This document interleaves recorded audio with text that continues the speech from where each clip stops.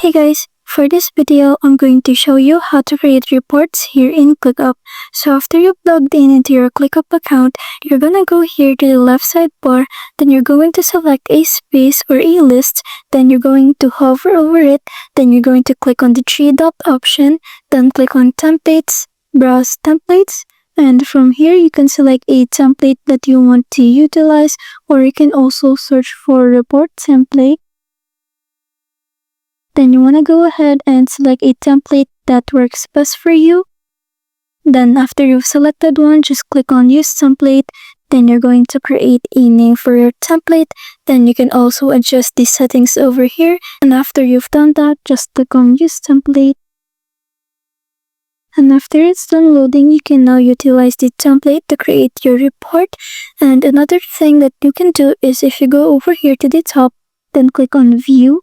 Click on dashboard, then select your dashboard template. I'm just going to click on simple dashboard. Then it will give you a summary of your report as you can see here. So that's it. I hope this helps and thanks for watching.